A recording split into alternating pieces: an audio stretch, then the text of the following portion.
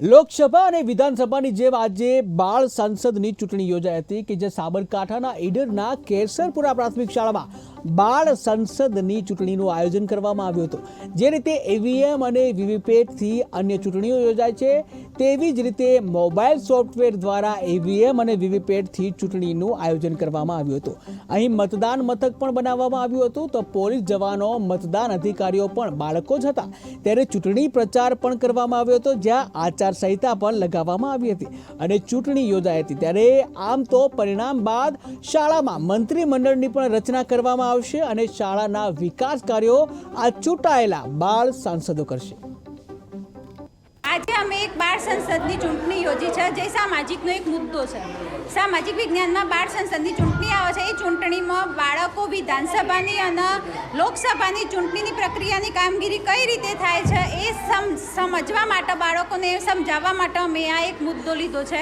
કેસરપુરા પ્રાથમિક શાળામાં આમ તો શાળા એસઓઈ શાળા પણ છે, શ્રેષ્ઠ શાળા પણ છે, ગ્રીન શાળા પણ છે અને નમૂનેદાર શાળા કહી શકાય એ પ્રકારની પણ શાળા છે। પરંતુ પીએમશ્રી અંતર્ગત આજે બાળ સંસદની ચૂંટણી હતી અને બાળ સંસદની ચૂંટણીમાં 6 થી 8ના વિદ્યાર્થીઓ સામાજિક વિજ્ઞાન વિષય જે છે એ વિષયમાં ભારતની લોકશાહી અને લોકશાહીની પ્રણાલિકા અને ઇલેક્શન એના સંદર્ભની પણ કેટલીક વાતો પાઠ્યપુસ્તકમાં આવેલી જ છે।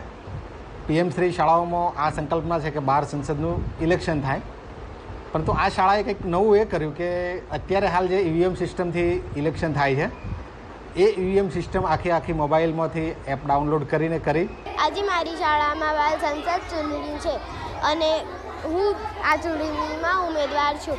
જો હું ચૂંટણી જીતી જઈશ તો શાળાને સ્વચ્છ રાખવા બાળકોને વિનંતી કરીશ। તલાભાઈ છે, મારા ગામનું નામ કેસરપુરા છે, મારી શાળાનું નામ પ્રિયમશ્રી સ્કૂલ છે। આજે અમારી શાળામાં બાળ સંસદની ચૂંટણી છે જેમાં મેં ભાગ લીધો છે। આજે અને જો બધા મને વોટ આપીને જીતાડશે તો હું આ સ્કૂલમાં વિકાસ કરાવીશ અને આ સ્કૂલમાં રમતગમતના સાધનો લવડાવીશ અને ઠંડા પાણીના કુલરની પણ સગવડ કરાવીશ।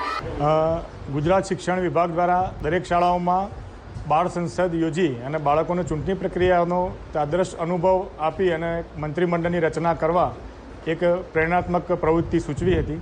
એ અનુસંધાને કેસરપુરા પ્રાથમિક શાળા દર વર્ષે લોકશાહી પ્રક્રિયાથી બાળકોમાં લોકશાહીનો ગુણ વિકસે અને સાચી પ્રક્રિયા સમજે એ હેતુથી છેલ્લા 4 દિવસ